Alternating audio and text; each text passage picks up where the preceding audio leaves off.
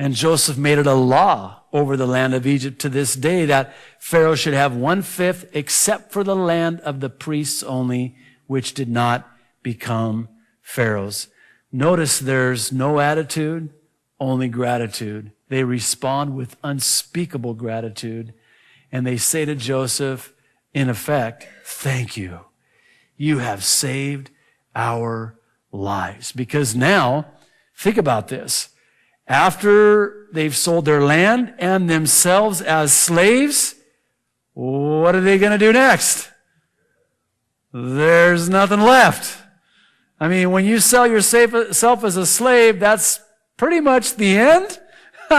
That's what they mean by you have saved our lives. What you've in effect done, Joseph, is you've provided us a way to survive for the rest of this famine. We still got a little ways to go in this famine. So a law is put in place, and 1/5 of all the harvest goes to Pharaoh. Unspeakable wealth still in Pharaoh, in Egypt. So, verse 27, Israel dwelt in the land of Egypt, in the country of Goshen, and they had possessions there, and grew and multiplied exceedingly. Exceedingly means exceedingly. And that is exactly what they did.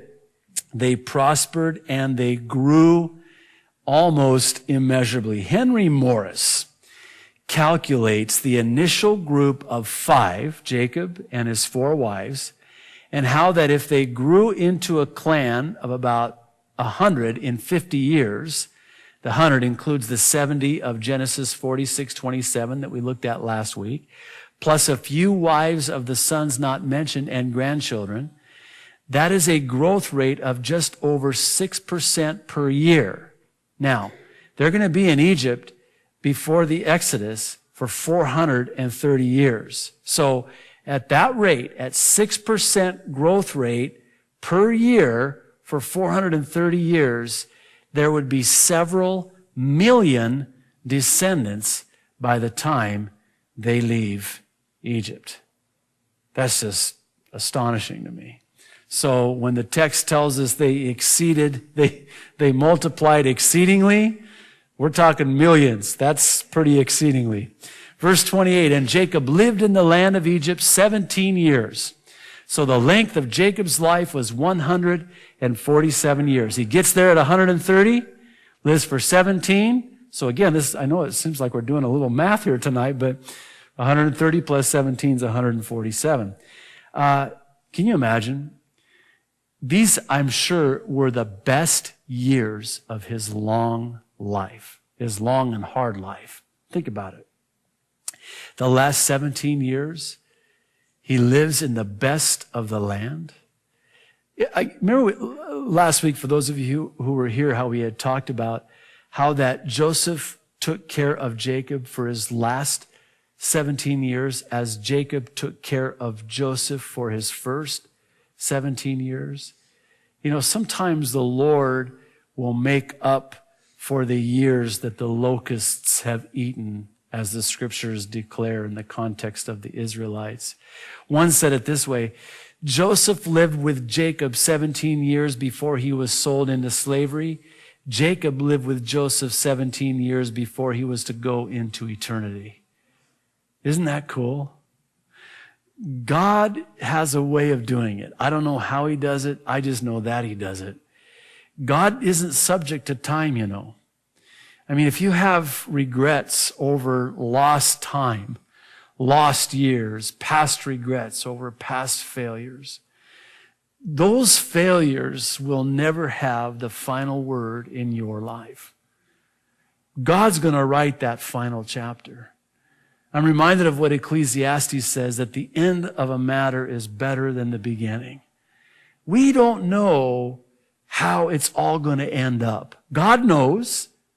He's not going to let us know, but our future is in his hands. And the end of his life will be the most glorious years of his life, the last 17 years. Verse 29, when the time drew near that Israel must die, he called his son Joseph and said to him, now, if I have found favor in your sight, Please put your hand under my thigh. Remember, that's kind of a way that they would make a vow. And deal kindly and truly with me. Please do not bury me in Egypt, but let me lie with my fathers. You shall carry me out of Egypt and bury me in their burial place. And he said, I will do as you have said. Then he said, swear to me. And he swore to him. So Israel bowed himself on the head of the bed. So Jacob, knowing the time has come, he doesn't have much longer. He's still got a couple more chapters, chapter 48 and 49. He's not gone yet. But he makes Joseph make a vow to him that he will not bury him in Egypt, but in the land of his fathers. And that's exactly what will happen. Both Joseph and Jacob will be removed from Egypt and buried in Israel. Joseph agrees, obviously, to it. He swears to it, and he swears to his father that he will do it. It's almost as if Joseph has given Jacob permission to die now. Because Jacob, you got to know, trusts Joseph. I mean, think about it. He trusts Joseph. So if Joseph has made that vow to him, okay, sigh of relief. That's my final request.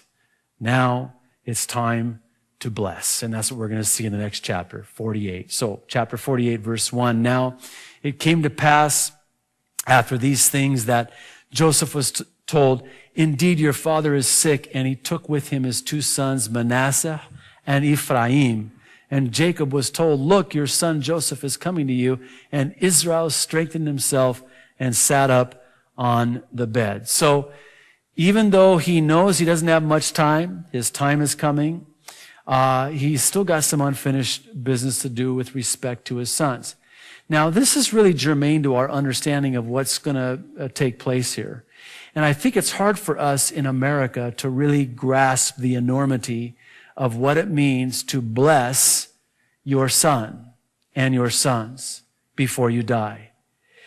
In the Hebrew culture, and even in my Arab culture, this is huge. I'll never forget, it was August 13th, 1994. And I was on my way to all church prayer. It was a Saturday night. And this was at my church on the mainland that I had attended and was a member and on the board of. And we were on their way there. My dad was in the hospital.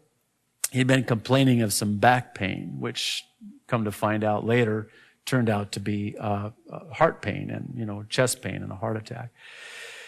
Well, I went in, visited him, and he was talking to me, kind of telling me things that didn't quite make sense to me. And he was talking like he knew he was going to die. Sometimes people, before they die, know they're going to die. And I don't know if that's God's way of maybe, ministering to them in preparation for them. That I know my mom, a week before she died, which was 9 months later after my dad died in 1995, but she told me, she said, Habibi, which is my love in Arabic, I think I'm going to die. I think I'm going to die now. And a week later, she did die. But I'll never forget there, in that hospital room, I was kind of running late, needed to leave, needed to get to the prayer meeting. And my dad looked at me and made eye contact with me and said to me, my son, may God bless you. I love you, and I'm proud of you. And those were the last words I ever heard my dad spoke. He died of a massive heart attack that next morning at 4:00 a.m. unexpectedly. But what he had done is he had pronounced a blessing on me, which in the Arab culture, as well as in the Hebrew